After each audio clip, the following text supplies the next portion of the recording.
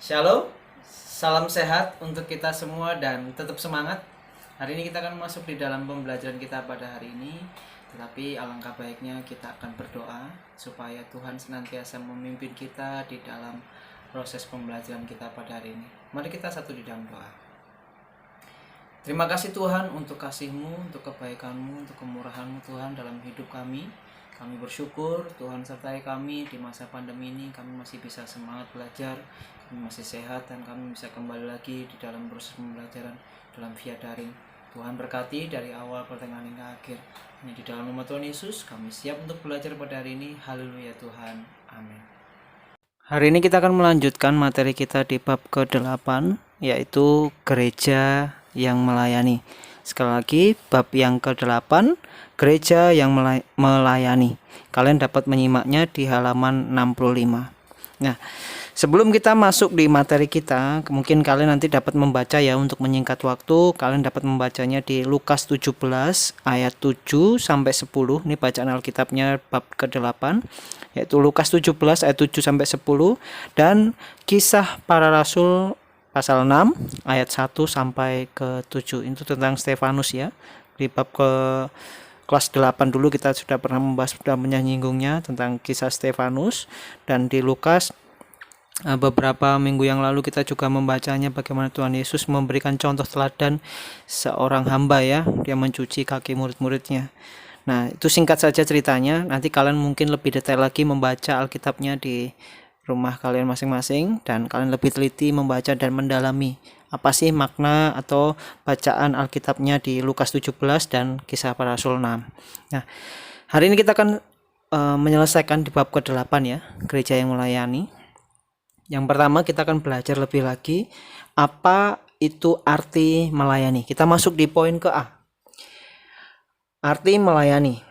Nah, kalau kita melihat ya di dalam kalau kita pelajari bahwa gereja yang melayani ini, kata melayani ini diambil dari bahasa Yunani, yaitu diakonia, yang berarti memberi pertolongan atau pelayanan. Ini kata bahasa Yunani ya, diakonia, yaitu melayani.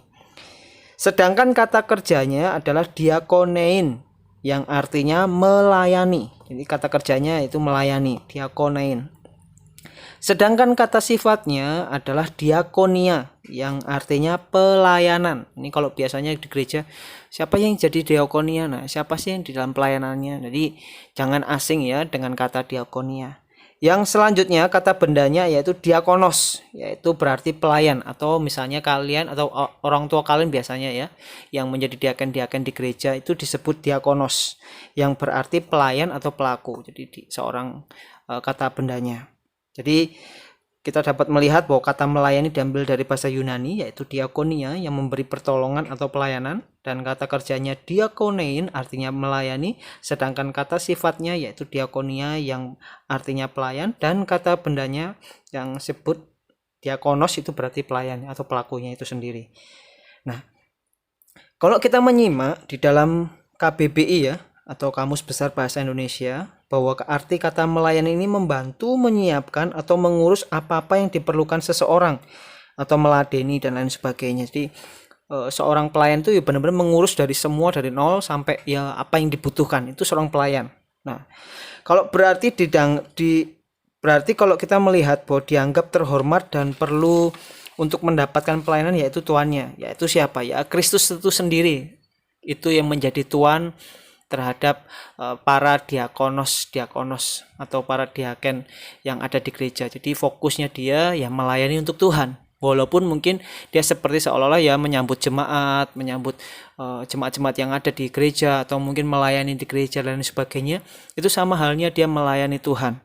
Jadi di dalam sebuah pelayanan ini bisa dikatakan bahwa melayani adalah hamba atau budak. Nah, kalau kita melihat ya di Lukas 17 ayat 8 sampai 9, tadi Mister sudah singgung, di mana Tuhan Yesus menjelaskan bahwa seorang tuan akan berterima kasih kepada hambanya yang setia dan taat kepadanya. Jadi Tuhan Yesus sudah menjelaskan bagaimana seorang tuan itu akan berterima kasih kepada hambanya yang setia dan taat kepadanya. Ketika diberi, kalau masih ingat kalian perumpamaan seorang hamba yang diberi 1 talenta, diberi 2 talenta, bahkan diberi 5 talenta. Jadi seorang hamba yang setia di dalam perkaranya atau perbuatannya, baik dalam posisi diberi 5 talenta, diberi 2 talenta, bahkan 1. Bahkan kalau kita melihat ya di perumpamaan itu, orang yang diberi 1 talenta justru dia mempertahankan 1 talentanya itu justru dipendam. Berbeda dengan yang diberi 2 dan diberi 5. Mereka justru mengembangkan. Nah, seorang hamba ini di dalam konteks bahasa Yunani ini disebut dalam bahasa Yunani yaitu doulos, yang berarti tidak seorang hamba atau budak. Jadi hamba itu tidak berhak mempertahankan nyawanya. Bahkan jika tuannya meminta nyawa sekalipun, ia harus memberikan meskipun ia akan mati. Jadi seorang budak itu walaupun tuannya perintah kamu korbankan nyawamu, dia benar-benar memberikan nyawanya. Kalau kalian melihat di kejadian perjanjian lama ya, bagaimana kisah seorang Yusuf ya. Yusuf itu mau disuruh apa aja, bahkan difitnah sekalipun dia tidak punya hak. Ketika istri Potifar itu ingin merayunya, menggodanya. Jadi hal seperti itu, budak itu ya seperti itu. Nah, kita di perjanjian baru atau di dalam era sekarang ini, kita itu adalah hamba Tuhan. Jadi kita ya mau nggak mau Tuhan perintahkan kita untuk melayani, untuk melakukan sesuatu, untuk menolong orang lain. Jangan mementingkan diri kita sendiri, tapi kita harus memberikan yang terbaik. Nah, ini yang dimaksud Tuhan di dalam Lukas 17 ayat 8 sampai 9. Bagaimana kita ketika kita diberi tanggung jawab yang besar, mungkin 5 talenta ya.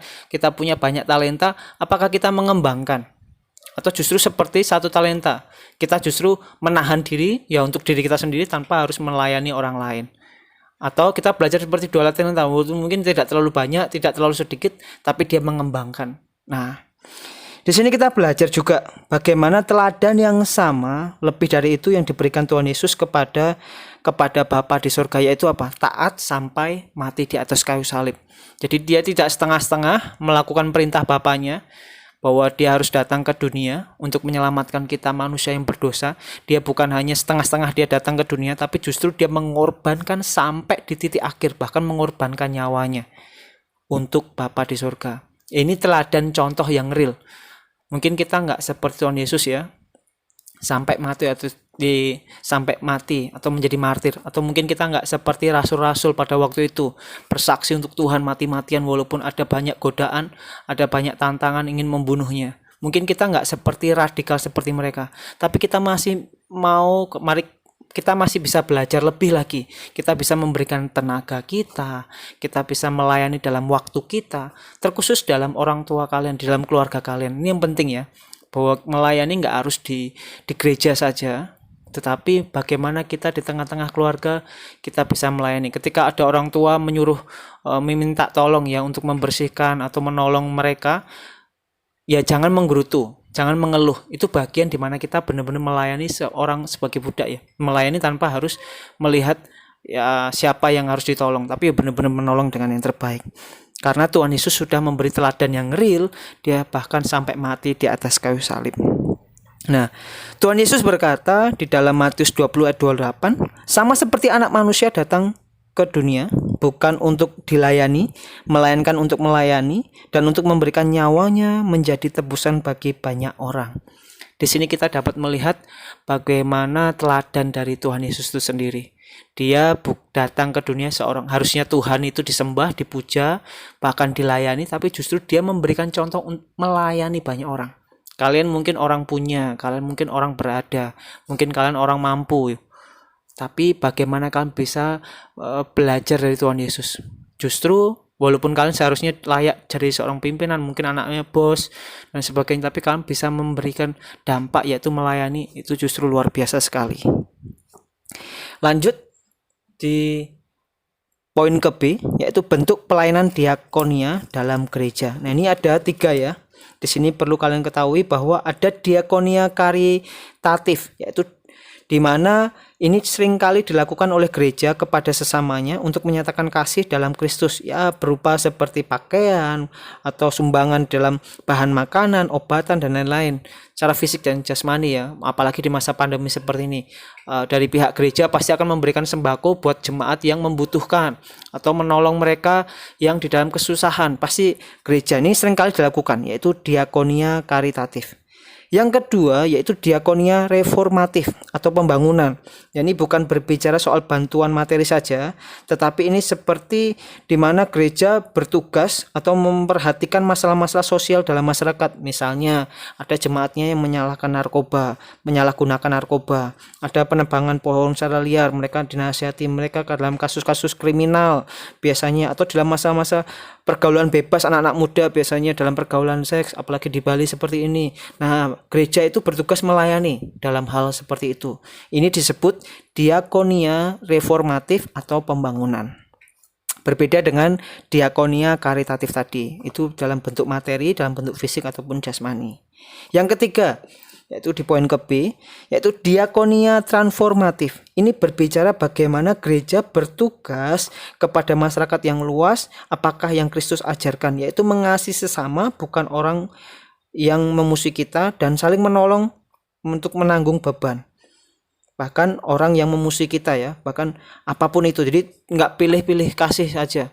Bahkan biasanya gereja menolong jemaatnya saja, tidak, tetapi justru menolong orang lain, berdampak buat orang lain, mungkin di panti asuhan, mungkin memberikan baksos di panti asuhan, atau mungkin bahkan beberapa yang Mister lewati ya, beberapa gereja juga di hari Minggu mereka menyumbangkan makanan di masa pandemi seperti ini, walaupun bukan orang Kristen atau mungkin siapapun itu, tapi justru melayani. Nah, ini disebut diakonia transformatif. Jadi bukan hanya orang-orang Kristen saja, tapi untuk sesama, bahkan mereka yang membenci, bahkan jadi musuh dan sebagainya. Nah, di sini kita bisa belajar di dalam diakonia ketiga hal ini. Ada diakonia karitatif. Ini berbentuk materi, fisik, dan jasmani dan sebagainya, dalam bentuk sumbangan, obat-obatan dan sebagainya. Tapi yang kedua, diakonia reformatif atau pembangunan, ini berbicara bukan hanya materi saja, tetapi bagaimana pelayanan terhadap masalah-masalah sosiologi ya, masalah-masalah psikologi, masalah kejiwaan, atau mungkin narkoba, kriminal, dan lain sebagainya. Tetapi yang ketiga ini, transformatif ini bertugas untuk melayani kepada bukan hanya orang Kristen saja, tetapi kepada sesama. Ini mencakup semua orang. Nah, itu perbedaannya. Diakonia karitatif, diakonia reformatif atau pembangunan, dan yang ketiga diakonia transformatif. Yang terakhir di poin ke C, yaitu pemilihan pelayanan diakonia atau diaken. Nah, ini ada mencakup ketiga hal ini, bahwa di dalam gereja pasti ada 3 unsur ini ya. Kalau melihat Kisah Rasul pasal 6 ayat 1-7, ini kisah tentang Stefanus. Bagaimana diakonia ini menunjuk 3 unsur. Mungkin di gereja-gereja pasti menerapkan hal ini, bahwa dia harus orang baik, dalam arti tidak jahat, tidak kriminal, jujur, santun, dan ramah. Ini biasanya dia akan jadikan diaken di dalam gerejanya. Yang kedua, yaitu unsur yang kedua, yaitu orang yang penuh roh, yaitu maksudnya penuh dengan Roh Kudus ya, hidupnya rohani dan lain sebagainya. Maksudnya di mana dalam kondisinya dia hidupnya berperan penting di dalam hubungannya dengan Tuhan itu baik, hubungannya dengan sesama juga baik. Ini orang yang penuh dengan roh. Yang ketiga adalah orang yang berhikmat, yang terakhir ini ya.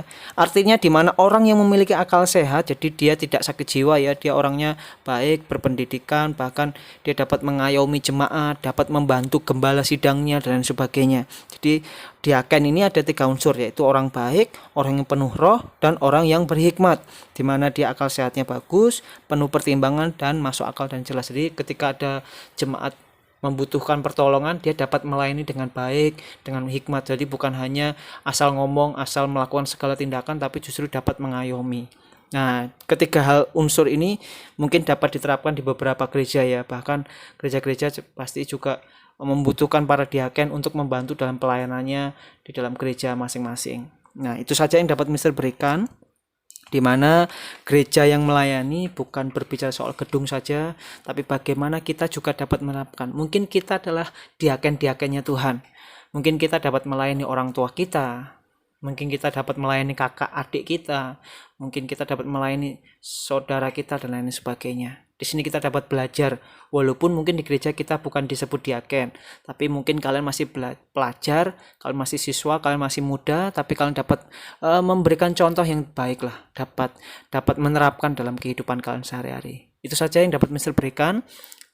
Sekali lagi, berikan yang terbaik buat Tuhan, dan belajarlah untuk melayani, terkhusus di tengah-tengah keluarga kalian, dan jangan bersungut-sungut. Layanilah dengan segenap hati, seperti untuk Tuhan dan bukan untuk manusia. Tuhan Yesus memberkati kita semua.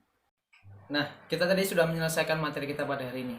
Itu sebabnya kalau nanti misalnya ada kesulitan atau kurang jelas di dalam materi ketika Mister tadi sampaikan, kalian dapat WA atau bertanya kepada Mister ya. Telepon juga boleh. Itu sebabnya kalau ada pertanyaan jangan sungkan-sungkan untuk bertanya. Oke, itu saja yang dapat Mister berikan di hari ini atau pelajaran kita pada hari ini. Sekali lagi, tetap semangat, tetap jaga kesehatan. Dan tadi kita sudah awali dengan berdoa. Kita juga akan akhiri dengan berdoa. Mari kita satu dalam doa.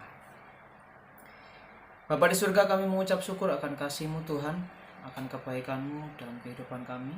Kami sudah selesai belajar. Tuhan sertai kami apapun yang kami pelajari di hari ini. Biarlah Tuhan berikan kami hikmat dan rema dalam setiap kehidupan kami, agar apapun yang kami pelajari bisa memperoleh hasil yang memuaskan dan kami bisa menjadi pelaku firman-Mu. Terima kasih Tuhan, kami serahkan semua dalam tangan-Mu, di dalam nama Tuhan Yesus. Haleluya. Amin. Oke, itu saja. Kalau lagi tetap semangat, jaga kesehatan. See you next time. God bless you all.